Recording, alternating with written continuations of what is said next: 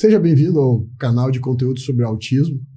Esse espaço foi criado pelas federações Unimed Rio Grande do Sul, Santa Catarina e Paraná, especialmente para quem vive, cuida ou convive com uma criança, um adolescente, um adulto jovem com transtorno de espectro autista.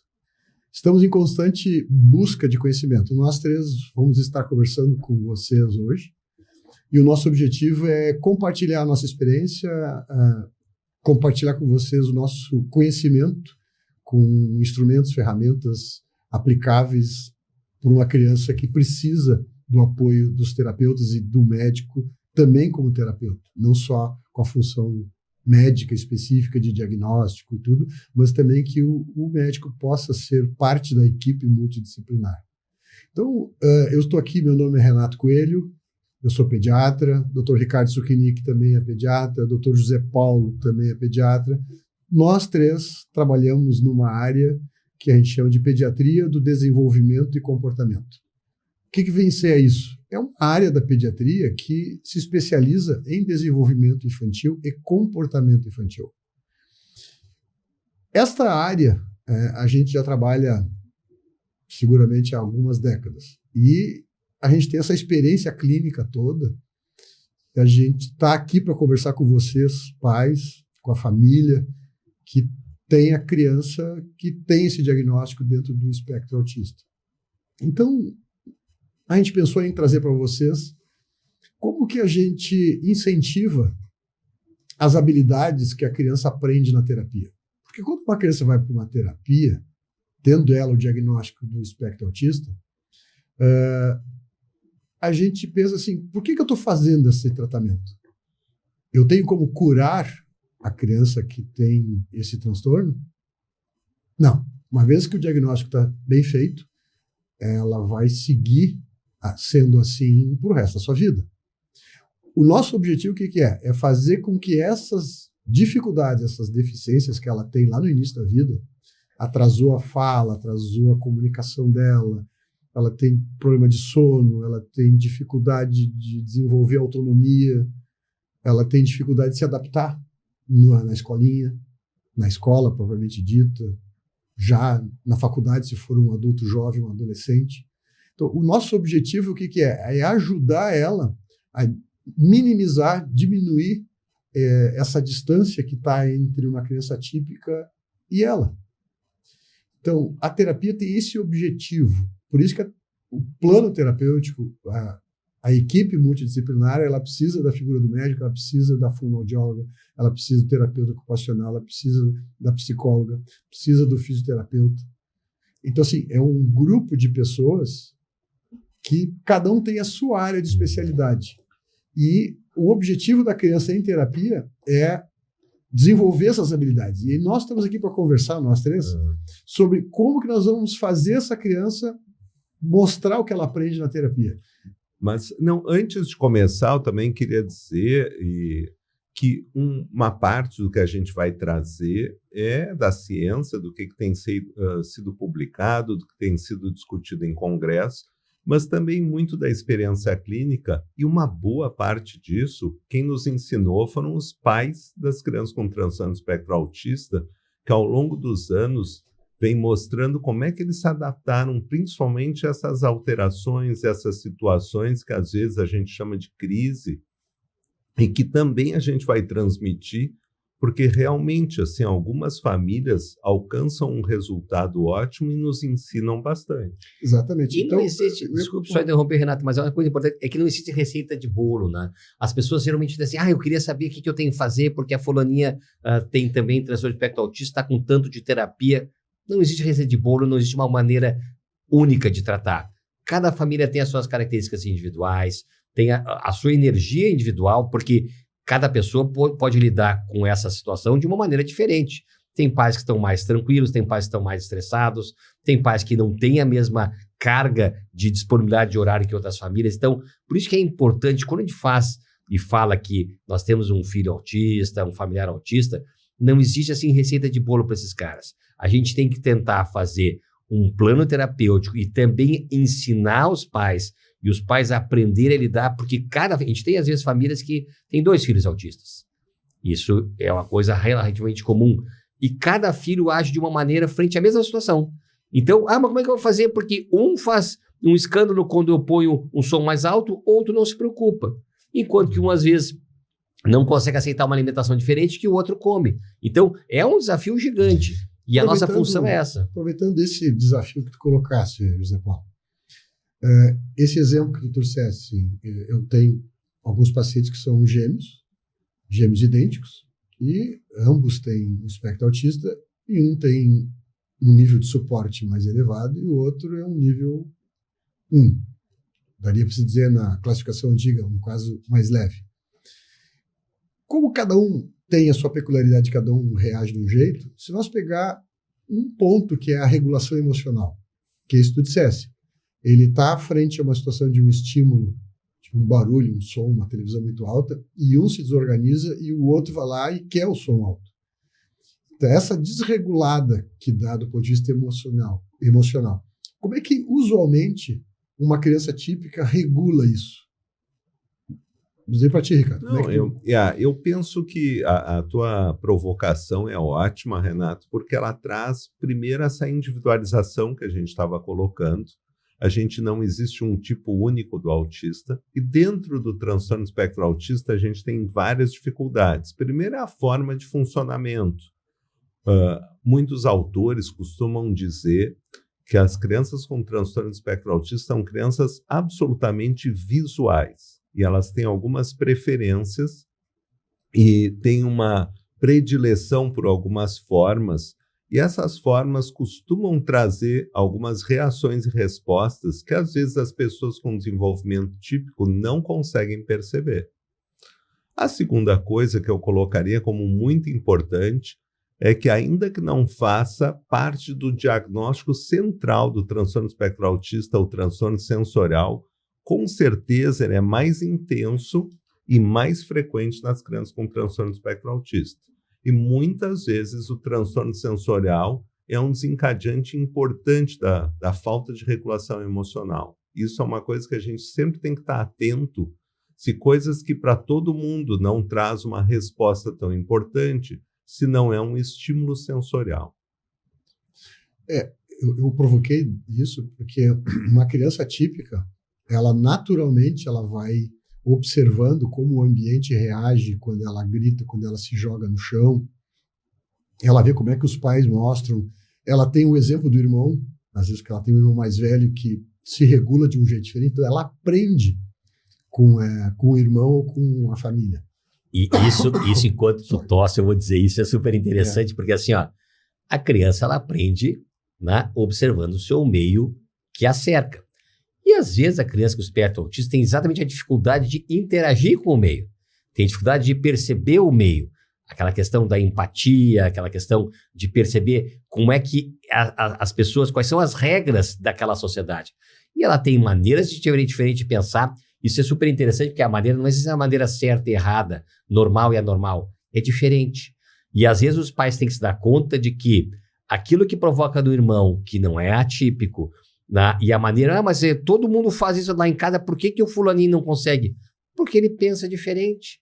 E aí os pais têm que aprender a entender seu filho e não querer que o filho se comporte de acordo com o que a sociedade prevê que uma criança de determinada idade se comporta. Eu vejo, dentro disso que tu estás colocando, José Paulo, eu vejo com muita dificuldade, às vezes nós, da saúde, às vezes algumas famílias, entender que a dificuldade de comunicação da criança traz muito problema de regulação emocional.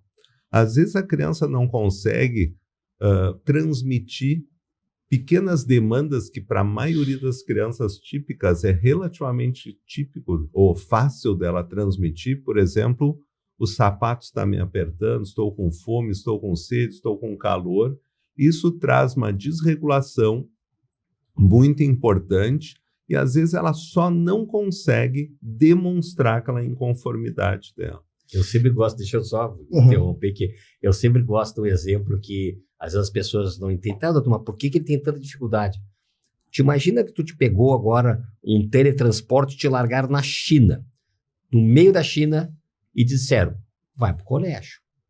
tu não sabe quais são as rotinas da China, não sabe as culturas da China, não fala uma palavra em chinês. Como é que tu não vai chegar no fim do dia com uma mega estresse, totalmente desajustado, não sabe nem como, não consigo nem pedir para fazer xixi e cocô? Ou seja, então, a criança não tem como suportar isso aí. E isso que o doutor Ricardo falou, que a questão da comunicação, que é geralmente um dos primeiros passos que se percebe, que é o atraso de comunicação, isso é fundamental para a interação, para a aceitação, para a socialização. Às vezes parece uma coisa boba, mas a comunicação não é só verbal, ela é não verbal. Além das palavras que as pessoas já estão acostumadas, às vezes é coisa assim do olhar, de não conseguir passar uma ideia para os pais, que às vezes, por exemplo, a criança que é típica e já olhou para o olho, fez uma movimentação, isso é fome, isso é tal coisa. A criança típica não consegue fazer isso. A provocação aqui, né, conversando com vocês pais, as famílias, né, que é muito comum vocês trazerem para nós a questão sim, de que uma criança se desregulou, entrou em crise. Isso a gente chama assim, de desregulação emocional. E essa desregulação emocional, pelo que o José Paulo estava falando, muito das vezes, se não a maioria das vezes, vem exatamente por dificuldade que a criança tem de compreender o que é dito para ela, e ela tem muita dificuldade de dizer para os pais o que ela quer, o que ela está sentindo.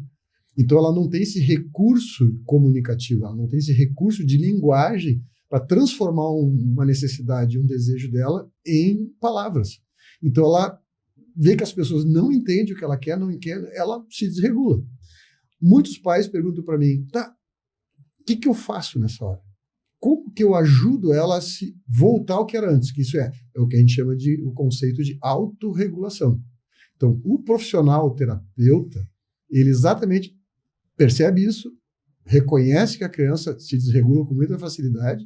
O que ele tem que tentar fazer? É descobrir o gatilho. O que está fazendo desencadear aquilo? Porque se é comunicação, exatamente, nós temos que trabalhar na melhora da comunicação, porque daí nós vamos conseguir que ela se desregule menos. E às vezes tem aqueles gatilhos assim que são razoavelmente previsíveis. Por exemplo, a criança está cansada e foi no shopping. Aquela barulheira, um monte de gente. A criança não suporta muita gente e vai, por exemplo, que é muito comum, as famílias vão a igrejas, cultos religiosos, que geralmente tem aquela cantoria e tudo. Isso, as famílias já conhecendo seus filhos, sabem assim, o quanto que ele suporta, quanto de tempo que ele suporta. A mesma coisa assim, a capacidade de atenção e de paciência dessas crianças. Passou lá 10, 15, 20, 30 minutos, isso já funciona até nas terapias. Terapia de 45 minutos. A criança não aguenta 15 minutos. Não adianta fazer por 45 minutos, tem que ser adaptado isso. Porque a criança tem uma capacidade limitada e cada criança é individual. Olha, passou 20 minutos, eu já estou começando a me desregular. Então, essa desregulação que pode ser fome, pode ser cansaço, pode ser sede, pode ser estresse frente a estímulos de gatilho, que é o som, né, que é muita gente diferente, ambiente diferente. Por exemplo, tem situações, por exemplo, que a criança faz a terapia sempre na mesma sala. Aí chegou lá uma determinada situação, a clínica usou a sala para um outro paciente, ou estava em reforma, teve que dar uma pintura e a criança foi para outra sala. Às vezes, para algumas crianças, basta trocar de sala e ela se desregula. E a família não entende por quê. Então, é importante a gente estar atento, porque nem todas as crianças fazem isso, mas especificamente se tem essas situações de desregular a criança, que a gente tem que estar atento para ver o que a gente pode fazer para prevenir essa situação. Uma das coisas que me veio à mente agora é que às vezes também a gente coloca muitas coisas na sensorialidade e muitas coisas na comunicação, mas eventualmente a gente tem visto crianças que a gente esquece de dar uma olhada no que a gente chama comorbidades. Então é muito comum que no transtorno do espectro autista venham venham junto outras comorbidades que às vezes tomam tamanha dimensão que se tornam mais importantes que o próprio transtorno do espectro autista. Por exemplo, o transtorno de déficit de atenção e hiperatividade é muito comum, 20% a 50% de todas as crianças com transtorno do espectro autista acabam tendo esse transtorno junto. E às vezes muito da distração também é um sinal desse transtorno. Se a gente pensar assim, como família, né, que estão nos escutando, como é que a gente ajuda uma criança a se regular? O que vocês em casa, pais, fariam? Então a gente tem algumas estratégias, né? Por exemplo, uma agitação psicomotora. Isso. Então, a criança entrou em agitação psicomotora. O que quer dizer esse termo psicomotora? Isso é, de origem psíquica, da minha mente, eu fico muito excitado, muito angustiado e eu não sei o que fazer com o que eu estou sentindo, o corpo vai falar. O meu corpo se desorganiza. Eu me jogo no chão, eu começo a me bater, eu começo a fazer muita estereotipia, eu me autoagrido. Então, quando isso acontece, sempre é importante tentar entender qual foi o gatilho. Muitas vezes os pais nos dizem, doutor, do nada ele fez isso. Eu entendo vocês pais quando dizem que é do nada, mas nós, profissionais, a gente entende que tem alguma coisa. Às vezes a gente não consegue detectar. É um detalhe, é uma cor de uma determinada coisa. Me lembrei de um caso que eu acho que vale a pena eu compartilhar com vocês. Era uma criança que chegava na casa dos avós com frequência, e um dia ele chegou na casa dos avós, olhou para cima e começou a gritar, e as pessoas não entendiam o que era aquilo e tal, foram tirar dali, tirar fora da sala, foram para casa, e do nada ele se desorganizou. Na terceira vez que aconteceu isso, o tio se deu conta, por que ele olha para cima? E ele olhou assim, mãe, tinha uma foto ali de vocês, do vô, né, toda a família ali, onde é que está? Ah, caiu, quebrou, a gente não mandou arrumar. Põe de volta aquela foto ali, que eu acho que é isso que ele está gritando. E não é que foi isso.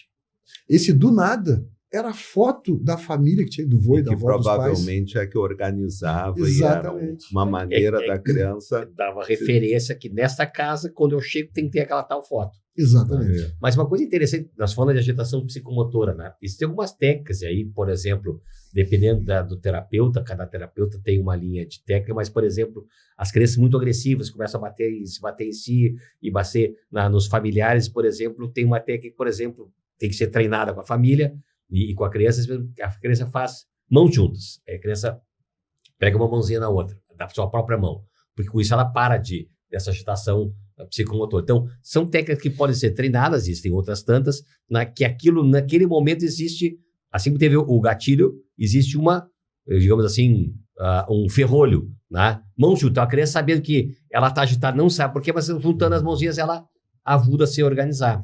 Isso funciona, por exemplo, que nem tu dissesse, tocando a criança, algumas questões que tu pode usar de técnicas que, aí geralmente terapeutas ocupacionais, que pode ajudar nessa situação, e que a criança vai treinando e a família tem esses ferrolhos para quando essa desregulagem, né, aparece. É muito importante que os pais conversem sobre essas crises para tentar identificar. Com muita frequência a gente vê procurar coisas muito óbvias, barulhos altos, né? E que realmente são muito comuns, tipo liquidificador, secador de cabelo, com muita frequência trazem alteração nas crianças que realmente é insuportável. Mas, assim, trazendo o mesmo exemplo que o Dr. Renato falou, eu me lembrei de uma família que, muito tempo depois, descobriu que o que atrapalhava a criança era o barulho da dobradiça da porta. Vejam que, às vezes, são coisas muito pequenas, mas que, para aquela criança especificamente, era insuportável que a dobradiça da porta não tinha um óleo. Eu vou trazer uma outra situação que eu acho que é muito comum nas famílias, que vocês devem ter experimentado da mesma maneira que eu, que é os pais dizem que a criança entra em desregulação emocional frente ao não, né? Então, assim, quando eu digo não para ele, doutor, quando eu dou uma negativa, aí a casa vai abaixo. Ele se joga no chão, ele quebra, se bate, as estereotipias aumentam um monte, ele fica agressivo, ele se morde. E essa negativa, o não, é o gatilho que eles relatam ser o mais frequente. Então, eu sempre tento trabalhar com os pais uma estratégia comportamental de que quando tu vai ter que dizer um não para a criança e tu já sabe que vai acontecer aquilo ali, eu crio com eles estratégias de como dizer não sem dizer não. Como seria isso? Muitos pais perguntam, como é que tu faz? Como é que eu digo não sem dizer não? Vou dar um exemplo, assim, a criança quer o celular, ela quer o joguinho, ela quer pegar, e o pai diz, não, agora não é hora. A casa vem abaixo. Então, o que eu posso fazer? Eu sei que ele gosta de andar de bicicleta. Ele quer o celular, eu bato palma bem forte, faz um som. Já sei, meu filho, nós vamos passear de bicicleta, que eu sei que tu gosta. Falou bicicleta, eu criei o que é uma distração. Eu tirei ele do foco do celular. E eu digo, o joguinho depois, primeiro eu vou andar de bicicleta. Então, o que eu dei como situação para a criança? Primeiro eu vou andar de bicicleta, depois o joguinho.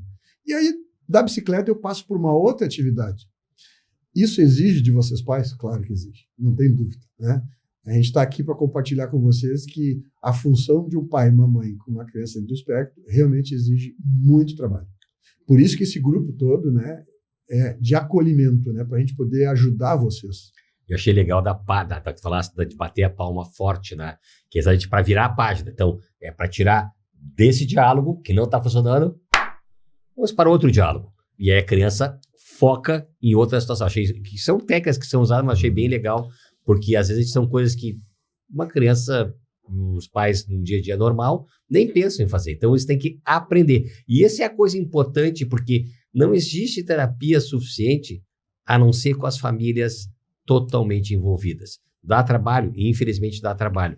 Mas quanto mais as famílias se apropriarem desses conhecimentos, dessas técnicas e praticarem em casa, muito mais fácil a criança se regula e com isso a vida fica mais fácil. Eu achei ótimo que tu colocasse no bater a palma, e eu queria retornar um ponto da comunicação. Assim como tu colocasse a comunicação gestual, também a gente tem notado que a gente explora pouco outras formas de comunicação que não a fala. E no transtorno do espectro autista é muito importante que também a gente aprenda outros caminhos, como comunicação alternativa, e não necessariamente a gente precisa de grandes tecnologias caras.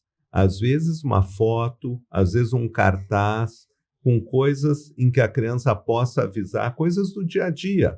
Água, suco, cama, ir na rua, ir brincar com uma bola, ou com uma boneca, ou com um carrinho. Ela possa apontar e aliviar uma parte da comunicação que eu espero às vezes que seja só fala, mas, de novo, a comunicação não é só a fala. Eu vou trazer um tópico dentro disso, né, dessas desregulações e que acontece, que os pais trazem com muita frequência para nós no consultório, que com vocês dois não deve ser muito diferente. A criança que tem muita dificuldade no sono, seja ela tem dificuldade para pegar no sono, ela vai dormir tarde. Os pais relatam com frequência para nós, doutor, ela dorme tarde, é meia-noite, 1h. Ela acorda 2, 3 vezes da madrugada e às 4h ela quer ir para a sala ver televisão. Está uma bagunça o sono dessa criança. Então, eu queria trazer essa provocação com vocês, para a gente poder compartilhar com o público. Como que a gente ajuda uma criança ela buscar uma autorregulação do sono? Porque o sono é essencial para o cérebro, não tem um ser humano que suporte uma insônia. E uma criança, às vezes, que tem uma agitação psicomotora, como tu falasse, ela busca muitos recursos durante o dia para aliviar. Só que, às vezes, são recursos que criam um outro problema, que é o estresse. E ela acaba ficando muito excitada numa hora que ela tinha que estar com o cérebrozinho dela mais relaxado. Então, se fala muito, e vocês pais certamente vão reconhecer o que eu vou dizer, que é o que a gente chama de higiene do sono. Esse termo higiene do sono é usado por nós profissionais, mas vamos traduzir isso para a família. O que é essa tal da higiene do sono e por que ela é importante? Começo por qual de vocês dois? Não, eu achei ótimo que tu trouxesse esse assunto, porque é quase que uma constante do consultório. A primeira coisa que eu vejo é que muitas famílias foram tentando acertar, elas foram criando uma série de rotinas que, no fim, elas mesmas ficam reféns desse comportamento. Então, com uma ritualização da hora do sono, com um local do sono, que, na verdade, na prática, ninguém da família acaba descansando. Isso é muito importante, que a criança esteja bem, assim como o Dr. Renato falou, mas que a família esteja bem para que ela possa atender melhor o seu filho. Então, a higiene do sono e todo mundo dormir bem é fundamental para o funcionamento total da família. Mas eu acho essa palavra, ela meio, digamos, injusta, porque, então vamos fazer higiene do sono. Pessoal, com toda sinceridade, é uma trabalheira, porque assim, cada família tem a sua realidade. Horário de pai e mãe que voltam, exato, quanto que a energia dessa criança gastou durante o dia, se foi a colegial, se foi as terapias. Então, a bem da verdade, a gente tem que ter uma dessensibilização, ou seja, foram vários estímulos durante o dia, sejam visuais, seja de colégio, seja de terapia. Quanto que essa criança teve, por exemplo, tem crianças que se desregulam todo dia, tem crianças que se desregulam uma vez por semana. Mas o momento, isso funciona para todas as crianças, e obviamente as crianças atípicas com um pouquinho mais de dificuldade, né, que a gente tem que fazer a dessensibilização. Começar a diminuir os estímulos externos. Né? Por exemplo, se a criança tem que deitar ali pelas 9 horas, porque podia ter lá suas 8 horas, 9 horas de sono para o dia seguinte acordar para terapias ou para o colégio. Então, umas 2 horas antes, a gente tem que começar a diminuir os estímulos externos. Muito fácil falar e nem sempre é fácil de fazer, porque às vezes o pai está chegando no serviço, a mãe trabalha até mais tarde, ou a criança está justo naquela hora que a criança está mais agitada, porque durante o dia teve muito estímulo. Então, a dessensibilização, apesar dela ser super importante, não é sempre fácil só dizer fazer e acontecer. Mas a gente sabe que, infelizmente, tablets, computador, telas, joguinhos, né? Então, todas essas coisas de telas, a gente tem visto isso aí mundo afora agora, com mais intensidade, isso faz com que a criança fique muito, muito excitada. Né? A mesma coisa fala, por exemplo, se a gente às vezes chega, estou com saudade, então vamos brincar, vamos dançar, vamos pular e tal.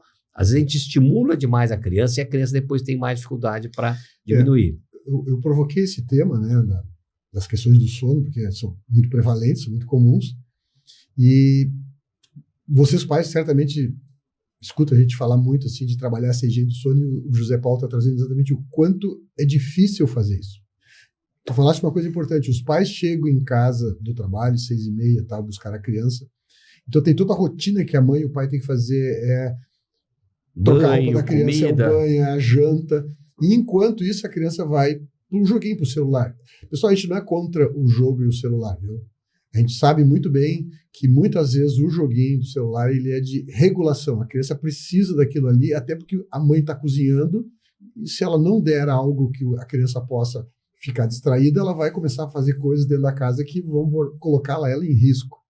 Então, a gente pode usar, só que se a rotina é que a criança até às 10 da noite ela esteja na cama, o ideal é que 2 horas antes, das 8 da noite às 10, ela não tenha acesso ao celular, ao joguinho, que nós possamos criar uma outra rotina de relaxamento.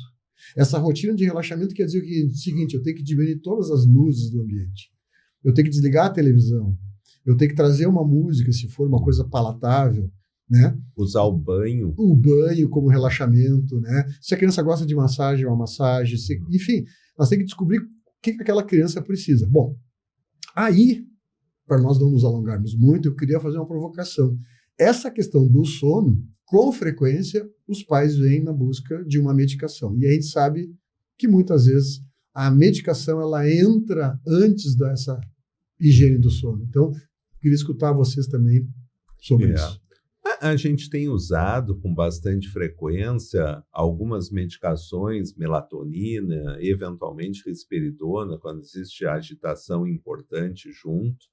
Mas é muito importante que a gente tenha noção de que a medicação, quando eu não faço a higiene do sono, ela tende a não funcionar, ela tende a ser ineficaz.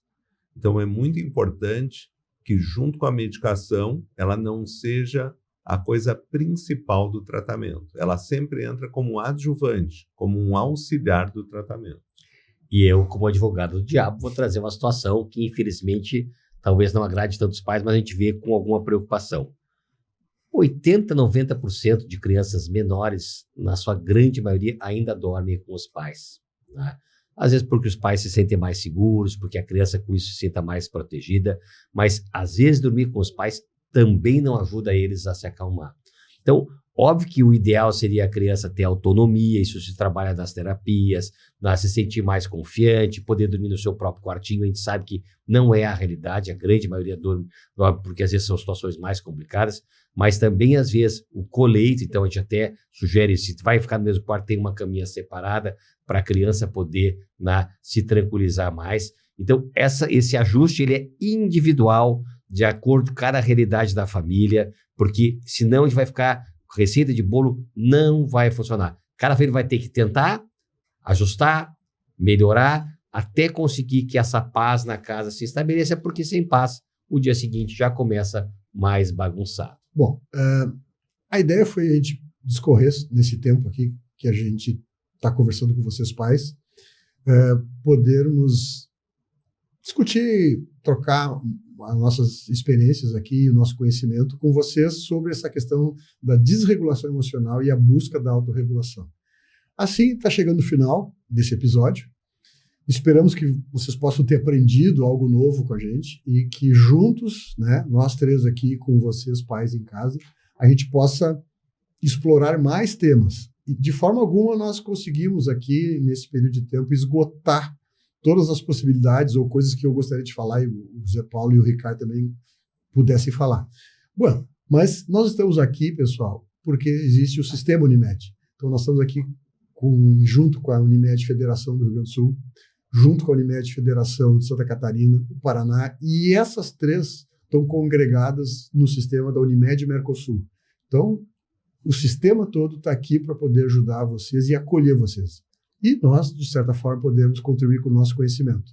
Até a próxima. Foi um prazer dividir esse tempo com vocês todos. Até a próxima.